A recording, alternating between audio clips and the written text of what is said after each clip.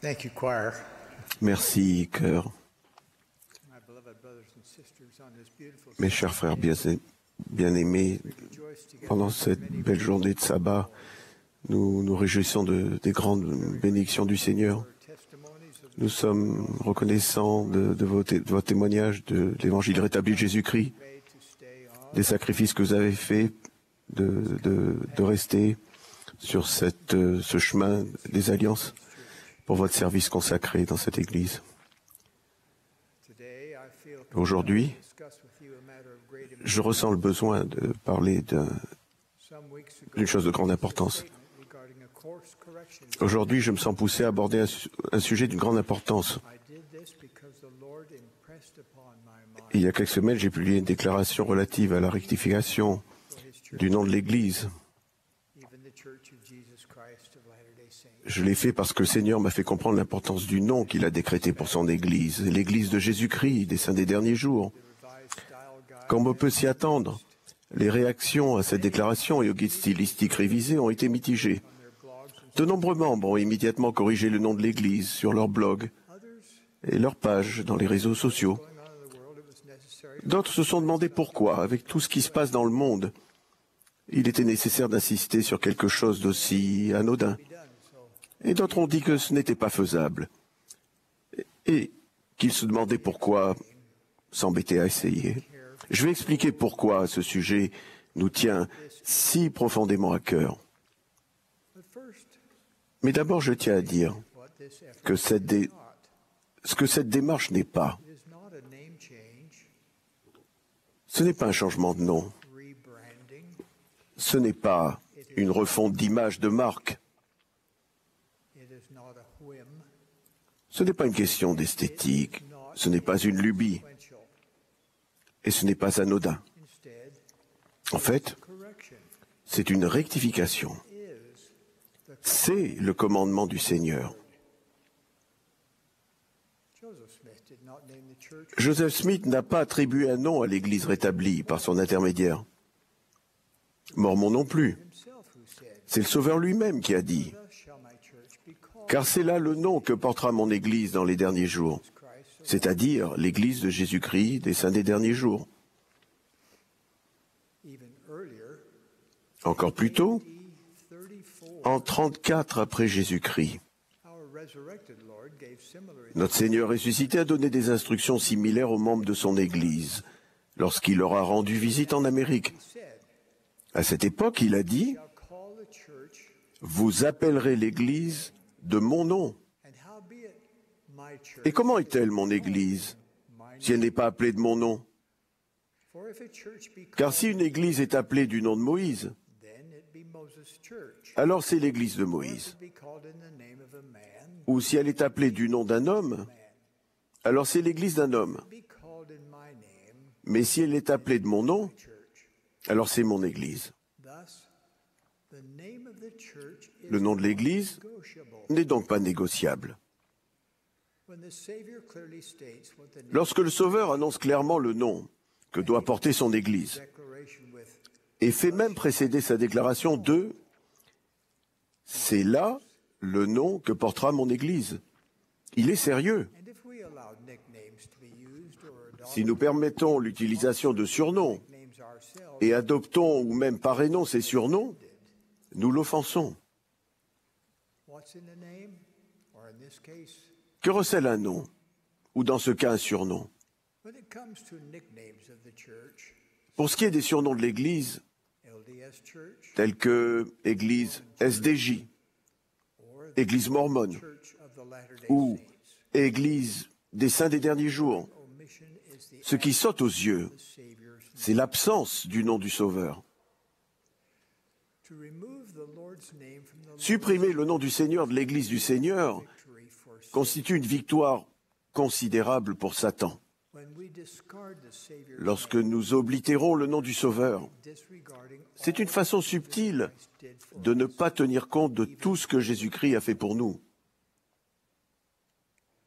c'est-à-dire son expiation. Réfléchissons-y de son point de vue. Dans la vie prémortelle, il était Jéhovah, le Dieu de l'Ancien Testament, Sous la direction de son Père, il a été le créateur de ce monde, ainsi que d'autres. Il a choisi de se soumettre à la volonté de son Père et de faire pour tous les enfants de Dieu ce que personne d'autre ne pouvait faire. Il a condescendu à venir ici-bas, en qualité de fils unique du Père dans la chair. On l'a injurié, raillé, humilié. On a craché sur lui et on l'a flagellé. Dans le jardin de Gethsémanée, le Sauveur a pris sur lui chaque douleur, chaque péché et toute l'angoisse et la souffrance jamais éprouvées par vous et moi et toutes les personnes qui ont jamais vécu ou vivront jamais. Sous le poids de ce fardeau insoutenable, il a saigné à chaque pore. Toute cette souffrance s'est intensifiée lorsqu'on l'a cruellement cloué sur la croix du Calvaire.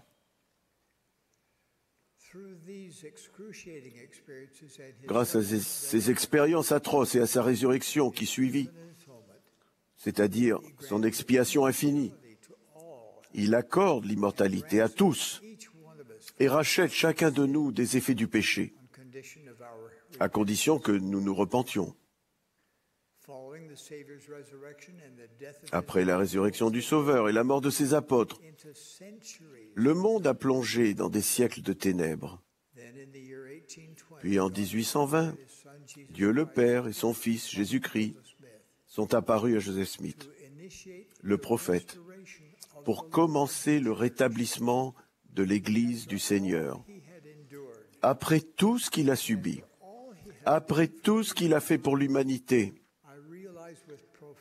je regrette profondément que nous ayons involontairement consenti que l'Église rétablie du Seigneur porte d'autres noms, lesquels éliminent tous le nom sacré de Jésus-Christ.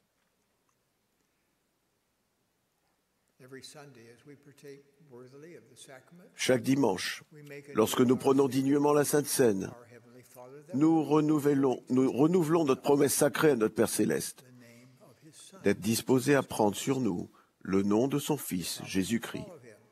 Nous promettons de le suivre, de nous repentir, de respecter ses commandements et de nous souvenir toujours de lui. Lorsque nous omettons son nom de son Église, sommes-nous, par inadvertance, en train de ne plus faire de lui le point de mire de notre vie? Prendre sur nous le nom du Sauveur comprend déclarer et témoigner aux autres, par nos actes et nos paroles, que Jésus est le Christ. Avons-nous eu si peur d'offenser quelqu'un qui nous appelait Mormon, que nous avons omis de défendre le Sauveur lui-même en défendant le nom par lequel son Église est appelée? En tant que peuple et individuellement, pour avoir accès au pouvoir de l'expiation de Jésus-Christ, de nous purifier, de nous guérir, de nous fortifier, de nous magnifier, et finalement de nous exalter, nous devons clairement reconnaître qu'il est la source de ce pouvoir. Nous pouvons commencer par appeler son Église par le nom qu'il a décrété. Pour une grande partie du monde, l'Église du Seigneur est actuellement déguisée en Église mormone. Mais nous, membres de l'Église du Seigneur, nous savons qui est à sa tête, Jésus-Christ lui-même. Malheureusement, en entendant le terme « mormon », de nombreuses personnes risquent de penser que nous adorons Mormon. Il n'en est rien. Nous honorons et respectons ce grand prophète américain d'autrefois. Néanmoins, nous ne sommes pas les disciples de Mormon. Nous sommes les disciples du Seigneur. Dans les premiers temps de l'Église rétablie, les termes tels que « Église mormone » et « mormon » étaient souvent des insultes, des propos cruels et injurieux, conçus pour oblitérer la main de Dieu dans le rétablissement de l'Église de Jésus-Christ en ces derniers jours. Frères et sœurs, de nombreux arguments profanes se dressent contre l'idée de redonner à l'Église son nom correct.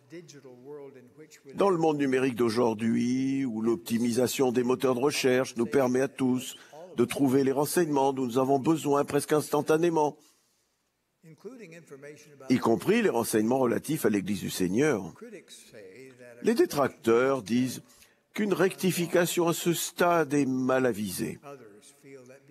D'autres pensent que nous sommes tellement connus sous les noms de Mormons et Église mormone que nous devrions en tirer le meilleur parti possible.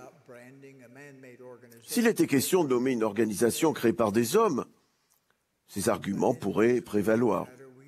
Mais pour cette question cruciale, nous nous tournons vers celui dont c'est l'Église et nous reconnaissons que ces voix ne sont pas et ne seront jamais celles des hommes. Si nous sommes patients et jouons bien notre rôle, le Seigneur nous guidera dans cette tâche importante. Après tout, nous savons que le Seigneur aide toutes les personnes qui s'efforcent de faire sa volonté, tout comme il a aidé Néphi à accomplir la tâche de construire un bateau pour traverser la mer. Nous veillerons à être courtois et patients dans nos efforts pour rectifier ces erreurs. Les médias sérieux seront favorables à notre demande.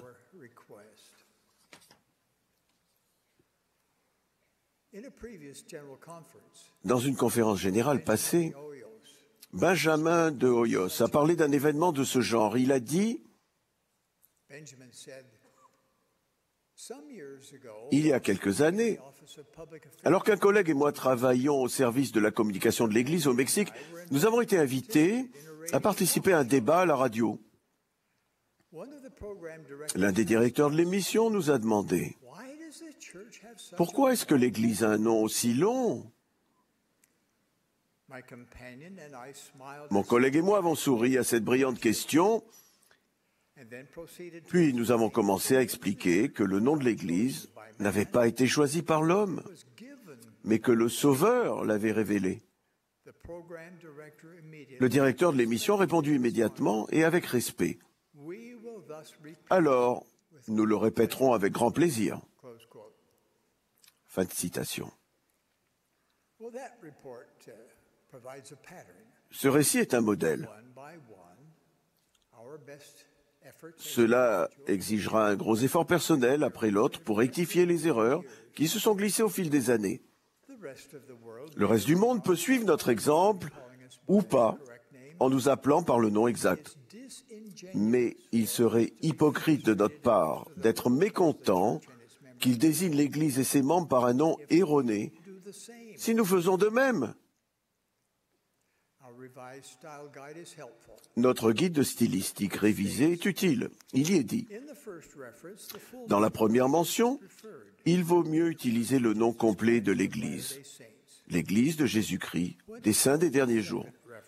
Si vous avez besoin d'une deuxième mention abrégée, nous recommandons les termes l'Église ou l'Église de Jésus-Christ. L'Église rétablie de Jésus-Christ est aussi exacte et recommandée. Si quelqu'un vous demande, êtes-vous mormon? Vous pourriez répondre. Si vous me demandez si je suis membre de l'Église de Jésus-Christ des Saints des Derniers Jours, alors oui.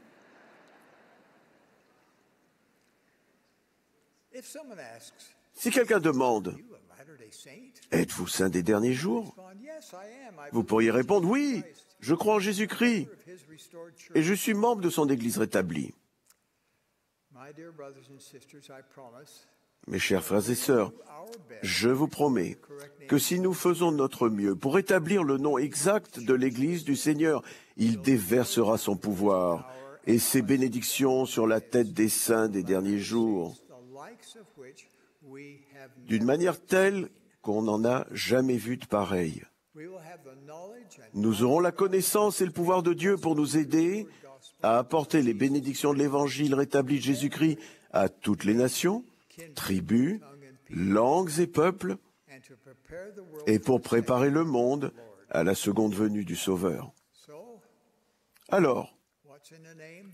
que recèle un nom? When it comes to the name of the Lord, Pour ce qui est du nom de l'Église du Seigneur, la réponse est everything. tout.